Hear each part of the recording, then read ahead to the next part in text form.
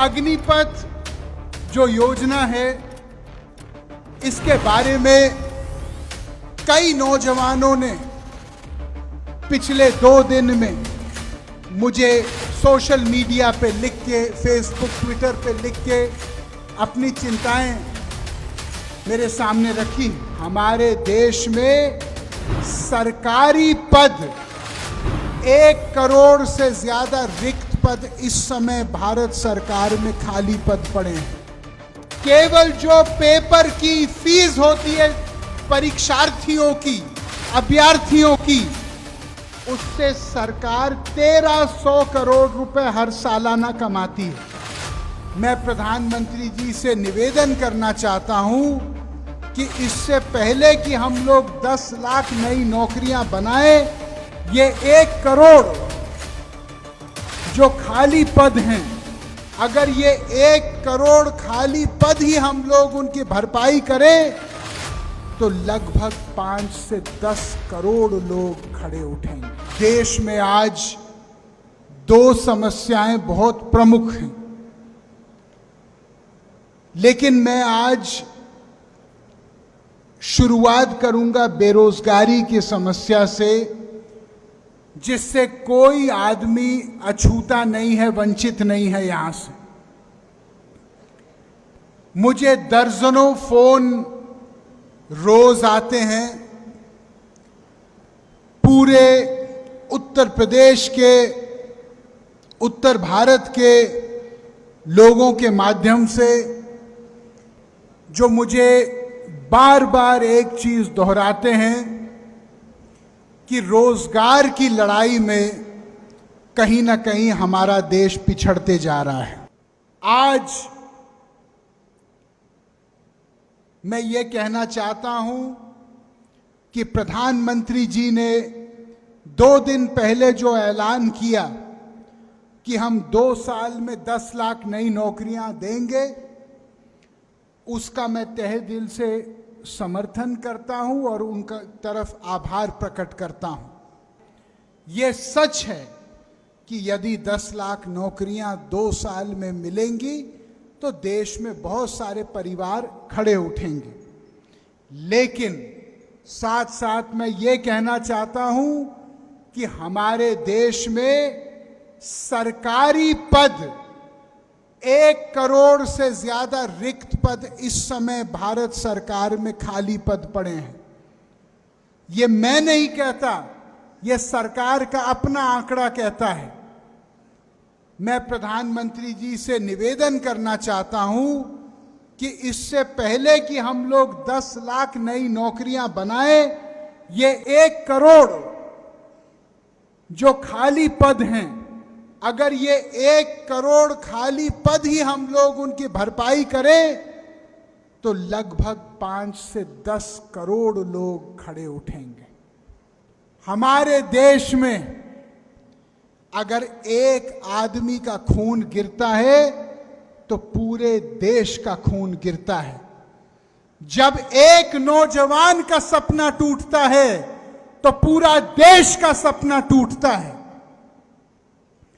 यह सवाल किसी दूसरे का नहीं है। आग कहीं और से शुरू होती है, मोहल्ले में घर हमारा भी है। हम लोगों को इस बात का ध्यान देना है।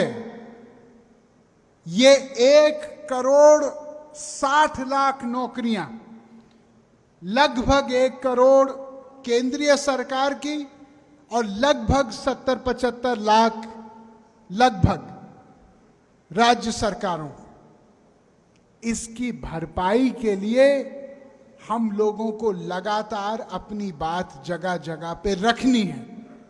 सरकार अक्सर ये कहती है कि हमारे पास आर्थिक प्रबंध इस समय नहीं है। ये बात सही नहीं है। क्यों? जब सरकारी नौकरी बनती है तो कोई भी सरकारी नौकरी हवा में नहीं बनती। सरकारी नौकरी बनने के साथ साथ ज्यों का त्यों आर्थिक प्रबंध होता है। अगर उस पैसे का कहीं और उपयोग हो गया तो इसके जिम्मेदार देश के नौजवान, देश के किसान और हमारे नौकरी ढूंढने वाली पीढ़ी नहीं है। जो सरकार ने वादा किया है, हम देश की जनता उम्मीद ये करते हैं कि उस वादा की पूर्ण पूर्ति होगी। क्या आप एक बात जानते हैं कि हमारे देश में अनेक सरकारों को मिला के केवल जो पेपर की फीस होती है परीक्षार्थियों की, अभ्यर्थियों की, उससे सरकार 1300 करोड़ रुपए हर सालाना कमाती है। 1300 करोड़ रुपए। सरकार का काम गरीबों के सपने के ऊपर एक बाजार और व्यापार खोलना नहीं है, सपनों की पूर्ति करना है। मैं सरकार से निवेदन करना चाहता हूं कि जो परीक्षार्थी है उसके एग्जाम देने पर यदि जगह नहीं मिली तो मेरा हाथ जोड़ के निवेदन है कि सरकार उनका एग्जाम फीस उनको लौटाना चाहिए वापस। कोई भी पारदर्शिता या समय सीमाबद्ध प्रणाली नहीं है हमारे देश में। आप जानते हो कि अक्सर ऐसा होता है कि 2016 में कोई परीक्षा लिखता है और ज्वाइनिंग लोगों की होती है 2022 में। क्यों? क्या आप जानते हो कि हमारे देश में जब एक नौजवान किसान, छोटा व्यापारी जाके लोन लेने की प्रक्रिया शुरू करता है तो इसके आंकड़े मैं आपको बताना चाहता हूं। 80% के आसपास लोन हमारे देश में, सरकारी आंकड़ा है, मेरा आंकड़ा नहीं है, लगभग 80% लोन उन उद्योगपतियों को केवल मिलते हैं जिनकी सालाना लेन देन, जिनका ईयरली टर्नओवर 100 करोड़ से ऊपर है। 55% केवल उन लोगों के पास जाता है जिनका सालाना लेन देन 1000 करोड़ से ऊपर है। यह सरकारी आंकड़ा है वित्त मंत्रालय का। जो बाकी 20% है वो कहां जाता है? 20% में 13% उन उद्योगों को जाता है जो सालाना लेन देन 5 करोड़ से लेकर 100 करोड़ तक है। इसका मतलब 99.9% जो भारत है उसको मात्र 7% लोन मिलता है हिंदुस्तान का। अब जब एक आम आदमी आत्मनिर्भर होने का रास्ता तय करेगा तो क्या वो अपने माता पिता से पूरे पैसे ले सकता है? नहीं ले सकता, क्योंकि इतनी किसी के पास आमदनी नहीं है। उसको बैंक से मदद की जरूरत है। अब जब बैंक में सारे मदद की प्रणाली ही समाप्त है एक आम इंसान के लिए, तो वो सपना क्या साकार हो सकता है? आप मुझे बताइए। हम लोग ये चाहते हैं कि 10 लाख नौकरियां जो प्रधानमंत्री जी ने घोषित की वो जल्दी से जल्द हो। मुझे पूरा भरोसा है होगा। साथ साथ जो 2014 में मुख्य पत्र में कहा था कि 2 करोड़ नौकरी प्रति वर्ष मिलेगी, उसके ऊपर भी हम लोगों को सोचना है। और मैं जानता हूं कि दुनिया की आर्थिक परिस्थितियां इस समय बहुत आसान नहीं हैं।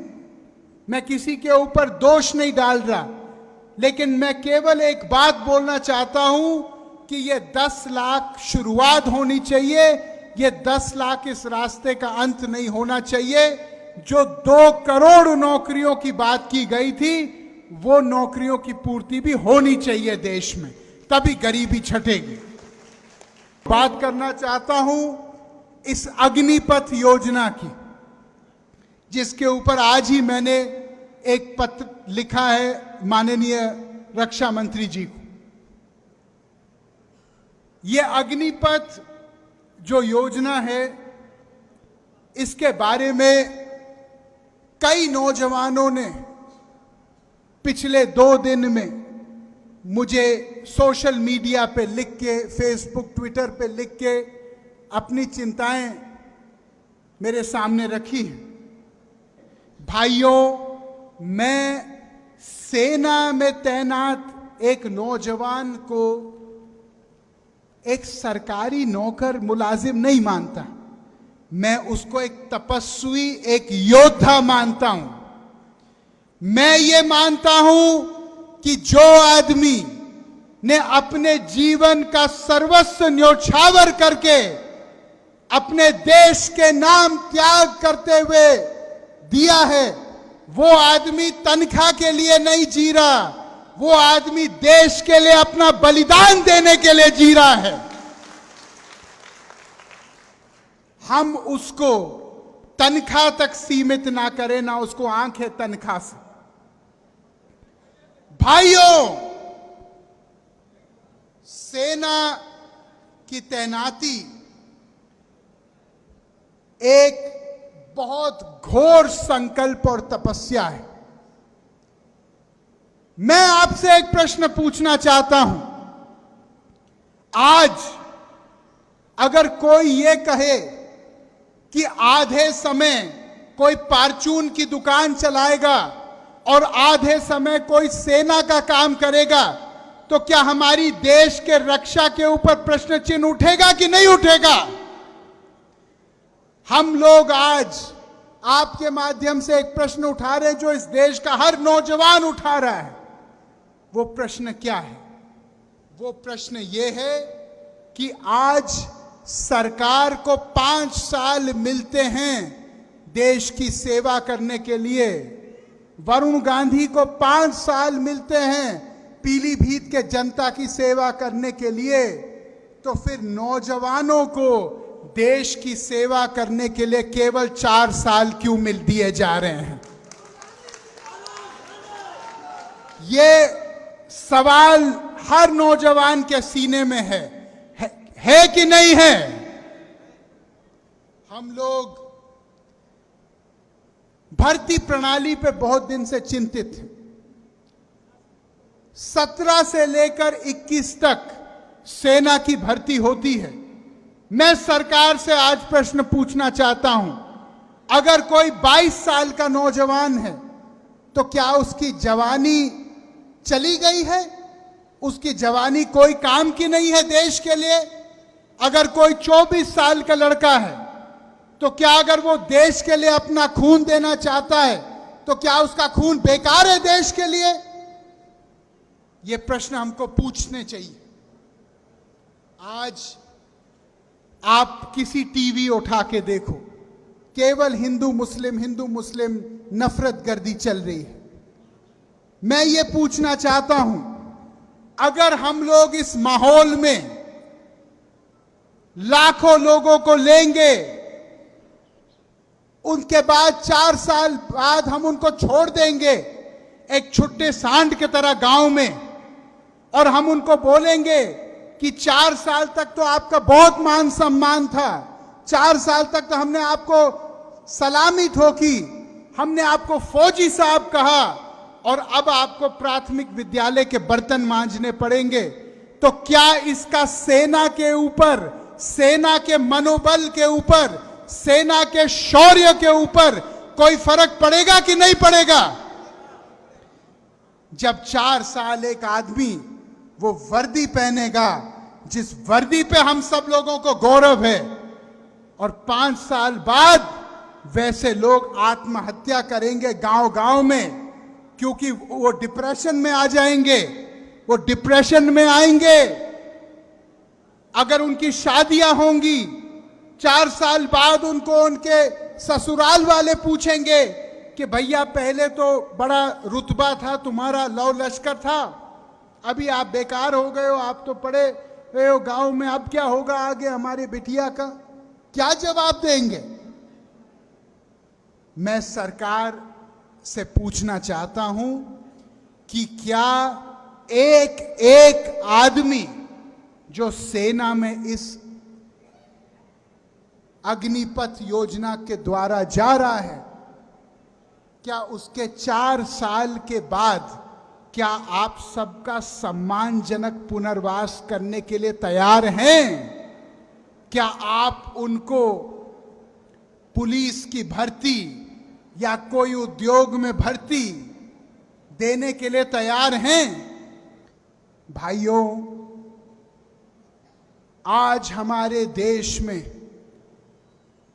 एक नई सोच की जरूरत है, और वो सोच ये है कि जब तक समाज के अंतिम व्यक्ति की आवाज नहीं सुनी जाए, तब तक कोई कानून देश में बनना नहीं चाहिए। हम लोग ऊपर से नहीं बोल सकते कि ये होगा और ये होगा, तुगलकी फरमान नहीं चल सकता। हमको देश के लोगों की नब्ज पहले जाननी चाहिए।